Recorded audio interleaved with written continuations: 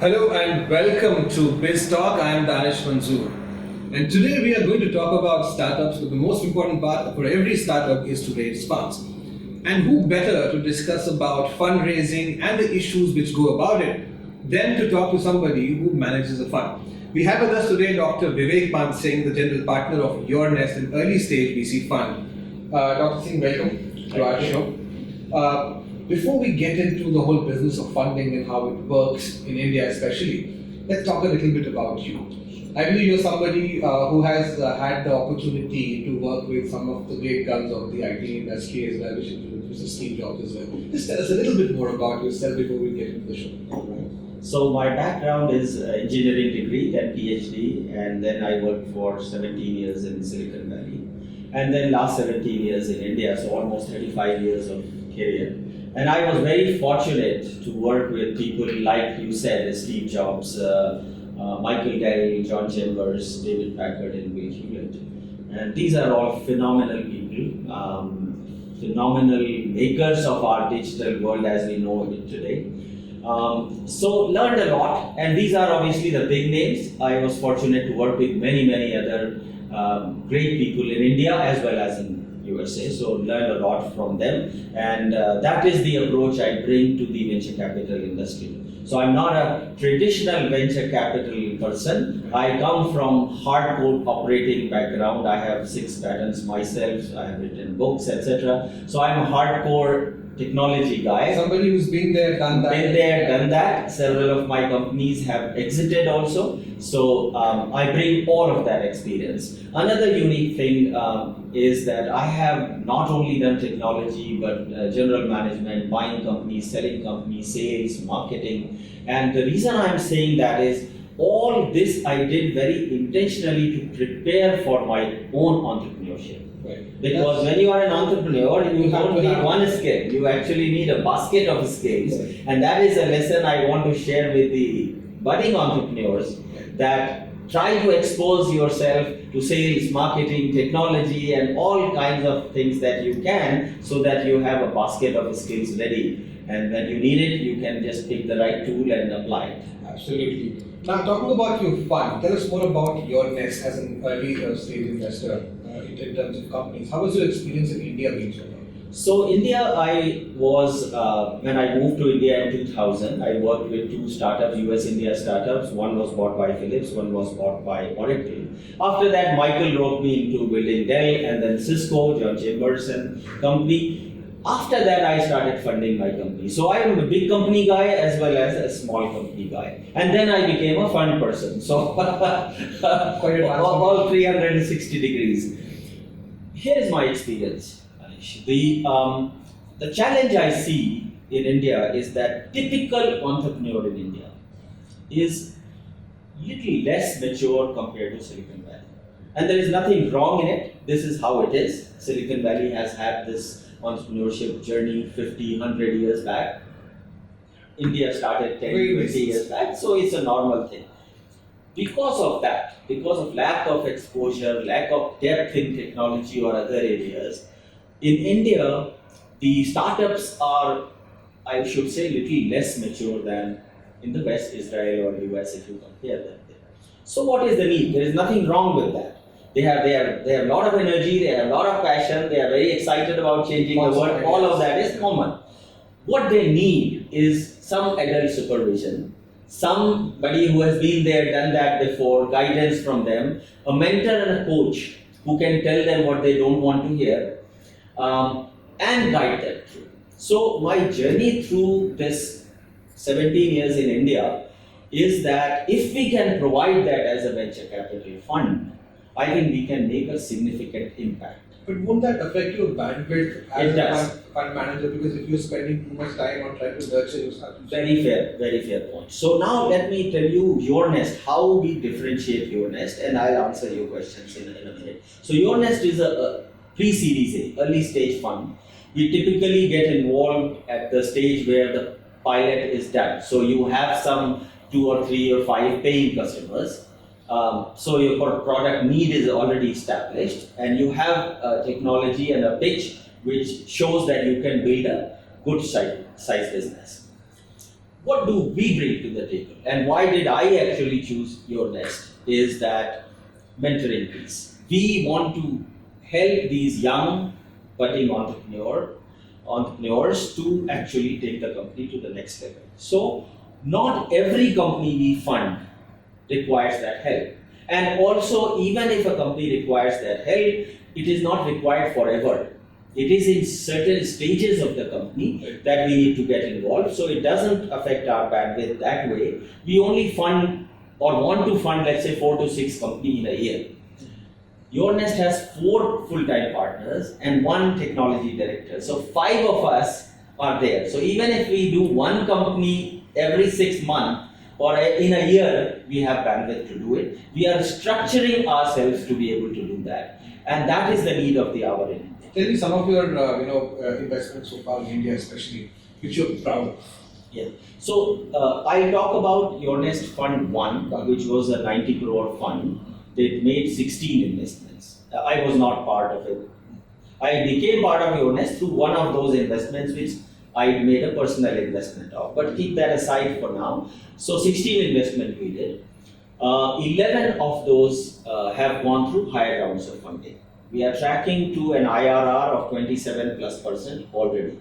But these investments have been in play for 2.5, 3 years. So we don't have exit yet. But some good things are happening. For example, I'll give you 2-3 companies that we are very proud of. One company is in speech technology called Unifor.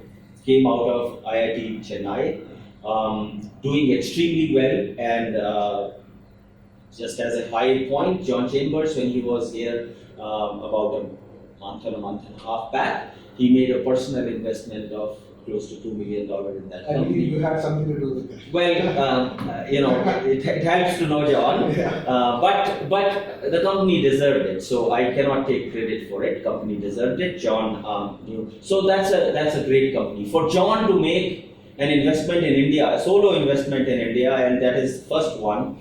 It's an amazing thing. And Unifor has a solid technology in the speech area, which is going to be very relevant. We believe it could be a very large company, global company from India. So that's company 1. Let me take the company 2. It's an IoT company, wearable technology company, Kaha Technologies, that we got involved with early, and now they are creating watches which are smart, some safety oriented, some health oriented, solid IoT, solid technology, China, India presence, and they have a contract with an Indian watch company already to supply them 1 million watches. So significant traction, and now this company is expanding to the. Are they manufacturing? They are not manufacturing here, but they are manufacturing. Well, software is all here, hardware is China, and they are marrying it together to give this machinery to the partners. They are now expanding in Switzerland. So great success story there. I can keep on, but if you want one or two more. Tell me one thing. Yes. Success stories are very easy to find in the current market. Yes. But most learnings, what we have seen in business, happen through the failures of most companies. What do you think ends up as failure? Which kind of startups end up as failure? And tell me some examples if you have, especially with your investments. So, see, even a successful company has to learn every day. I'm a big, fan of that. So I say evolve every day and learn every day and make sure your company is sort of going in the right path. Now, failure.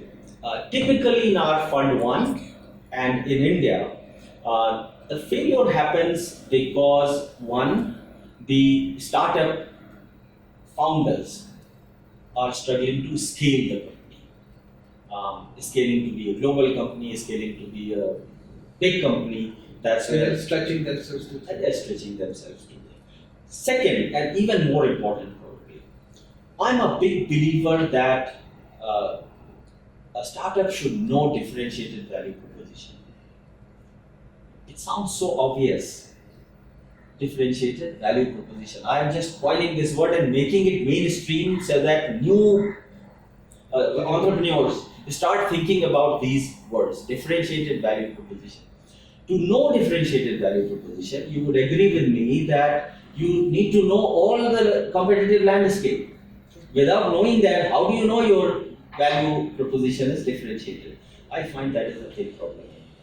I think people do competitive analysis, but not to the extent that they should. 99 out of 100 companies that I meet, I find that they haven't done their homework before. So their value proposition sometimes is not as unique as it should be, and then they struggle to scale the company, they sometimes struggle to raise the That's a funds. very interesting thing which you just mentioned over here. And we have often seen most of the startups which have come up in India, they usually try to copy paste the models which work in the US and copy paste them in India without understanding that the demographics over there are different, the subscribers over there are different, it may or may not work in India. Is that the right approach to do? So that is one of the approach that has worked in certain cases. So even if you look at the Chinese big companies, they are all cut and paste of many US companies, right? Even India's Naukri.com or Shadi.com or travel sites and all that. So there is no harm, or even Flipkart if you take, right? No harm if you take the concept, apply it like you rightly said to the local environment, and do some unique things where the value proposition again is very unique. No harm in that. But that cannot be true for every company. There's some number of companies you can do where you can copy a food company, an Ola, or a fine. So nothing wrong. I don't want to belittle them in any way. They have done absolutely amazing job for Flipkart to be able to compete with Amazon, or for Ola with Uber and so on. They have done an amazing job. So that is one model. China has done very well as well there. But that cannot be the end of the story. I think there are a whole slew of companies in the new technology areas that are coming, SaaS for example, IoT, artificial intelligence, machine learning. These are massive global areas, and you will see from India in the next 5 to 10 years, some decent number of companies coming who will actually be very individualistic, very innovative with their own IP. But it has to be there for you to be able to build a global company. The cut and paste will not take you too far. There's so many companies you can build that. Right. So, Mr. Vivek, there's one more issue in this whole thing that we're discussing. We've seen the pattern of companies, VCs who have invested in startups in India over the past few years. And when I speak to these startup founders, most of them say that the VCs expect them to scale up immediately. If you're an app, your monthly active users have to be this many, and then come talk to us. But not a single VC puts the focus on how cash rich you are, how your cash flows are, how you plan to get profitable in the years to come. Why is that so? So it's a excellent question to begin with. VCs are there they have their own clients. People have given them money, and they give them money for 7 years, and they expect the money to be returned after 7 years with 3x, 5x, 10x return, right? So VCs will have to look for businesses that can give them a 10x, 20x, 30x exit in 5 to 7 years. They don't have actually time of 10 years.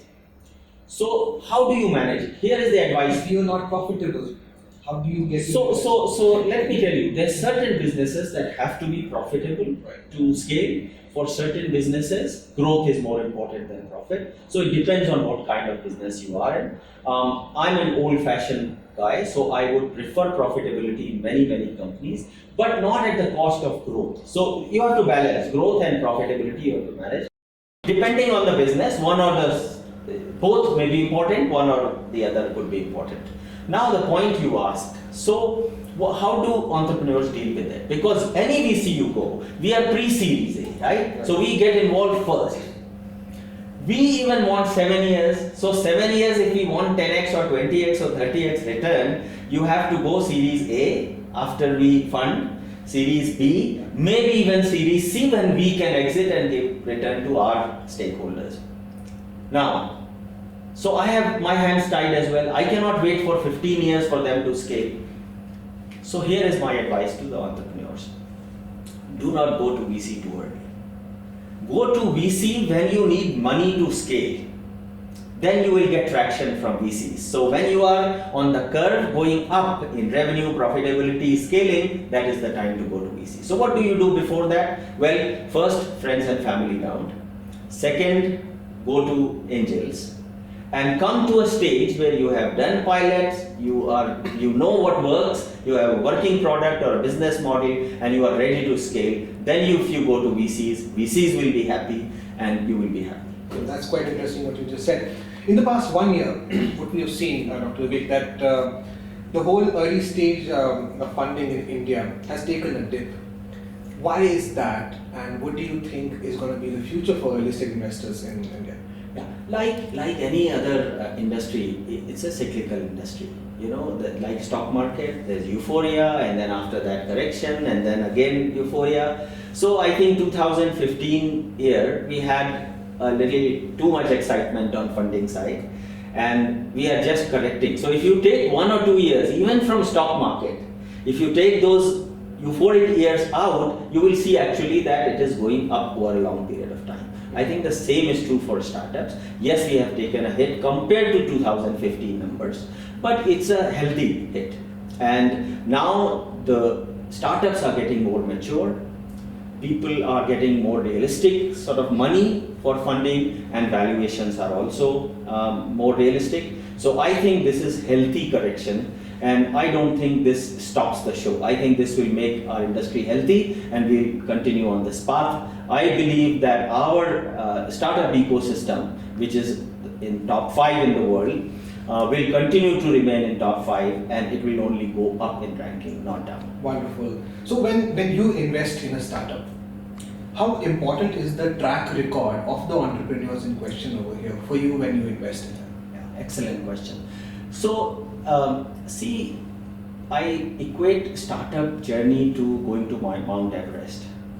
Okay, oxygen is very limited when you get there, and 9 out of 10 people will somehow fall back somewhere. If you have gone to Mount Everest one earlier time, wouldn't you want that person to be your partner when you go to the next to Mount Everest the next time? Obviously you will. So we value it. If person has done even an unsuccessful startup, which can be quantified why it failed, and many fail for various reasons, it is considered a positive experience. Having said that, it's not true that new or first time entrepreneurs are in any way bad. I think my request and advice to the first time entrepreneurs is find a mentor who has been there, done that before. Now in India, there are a lot of armchair mentors who are teaching swimming to you without themselves knowing swimming. I believe that swimming cannot be taught by someone who does not know how to swim. True.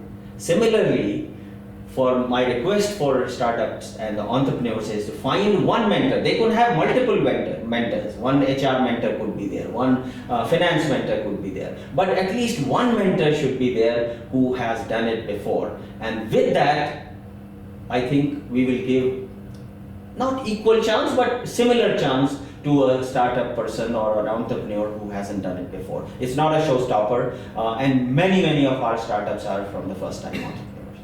Now, since we're talking about startups, a lot of our viewers are themselves youngsters right now. Some of them are in colleges, they want to have their own startup, they have these bundles of ideas, but don't know how to go about it and what is the right thing to do. Could you lay out a basic, clear process for them in case they want to put their companies out there and expect funding from them? Okay. Excellent question, and this is very pertinent, not just for college going people, but anybody who wants to start a business, right?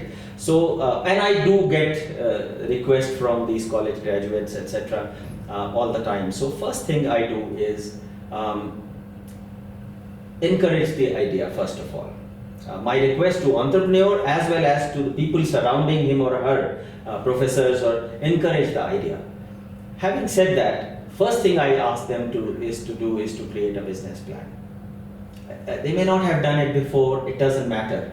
There are enough examples on the internet. They can learn go to the YouTube and learn from top 10 people how to create a business plan.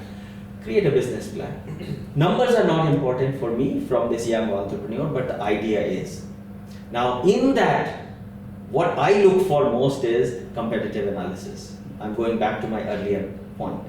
Why do you have a unique value proposition? So do you know what the landscape is? Who are you competing with? What do you bring to the table? Just the cheaper version. A lot of Indian startups we do the same, but we are cheaper than a company in US or a company in UK.